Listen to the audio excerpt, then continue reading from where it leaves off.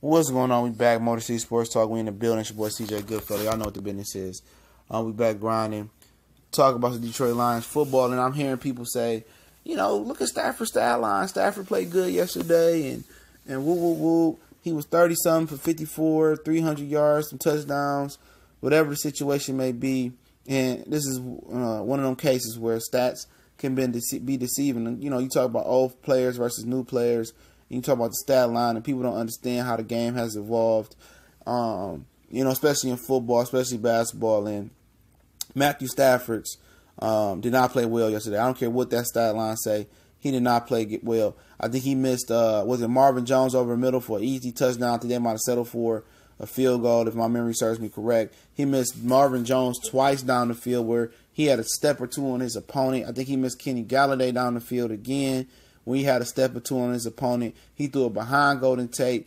He threw some questionable balls to Theo Riddick at the end of the game. He had a horrible game. I don't care what that stat line say. Pat Stafford was padding stats, and he didn't start throwing the ball accurately until the game was out of reach.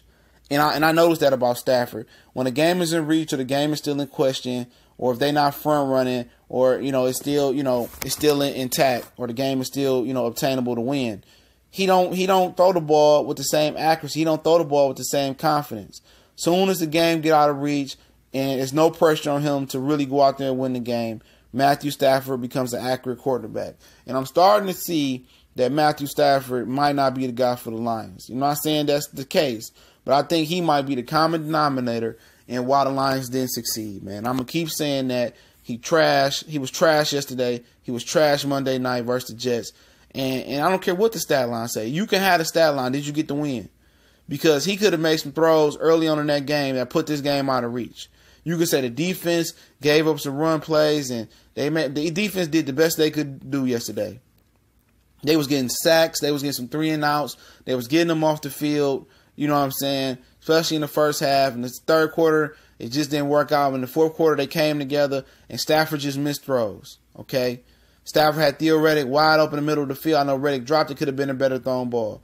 He had Golden Tate across the middle. Threw it behind him. Could have been a better thrown ball. You know what I'm saying? His accuracy was don't get on point. He don't get on point until the game is out of reach and there's no more pressure on him. And I had to speak on that, man. I seen that yesterday. When it's time to pad them stats, when the game is out of reach, he don't throw the same. And then as soon as the game became obtainable and winnable again, here comes Stafford not being accurate no more.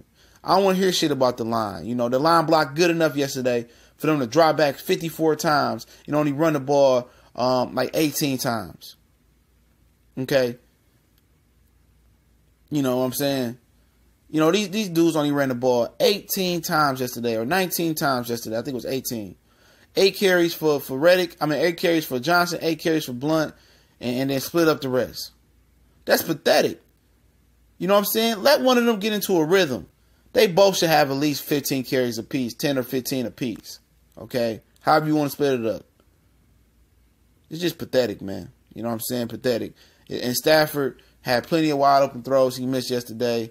A lot of them, man. Down the field, man. His deep ball accuracy is definitely questionable, man. He been off in the beginning of this year, and I'm starting to see that Calvin Johnson wasn't a problem, Dominic Sue wasn't the problem. Maybe Joe Lombardi, like he said on his way out, he said the kid is stupid. He can't read defense. He started dissing him on the way out. They suppressed that. Scott Linehan might not have been a problem. The problem might be lying with Matthew Stafford. It might not be John Bob Cooter, and that's why they kept him. Stafford just might be that good. And you should have seen Matt Patricia's face on the sideline when he kept missing them throws. He looked like, man, Brady would have made that shit easy. Go back and watch the game and look at Matt Patricia's face at some of them throws he was missing. Stafford sitting there sweating bullets in the pocket, looking tired of shit. Nah, you got to make them throws, family. He did not have a good game. I don't care what that stat line said. That stat line was mad deceiving. When you watch the game and all the throws he missed, nah, man. That loss falls on Matthew Stafford's shoulders, in my opinion. Okay? Y'all can be mad at me all you want to. I'm going to just keep it a buck. Motor City Sports Talk. Y'all know what it is. Y'all know how we put it down. Your boy CJ Goodfellow. Make sure you check us out on social media. All the links in the description. Definitely appreciate everybody in One Pride Nation for falling through. Until next time, we gone.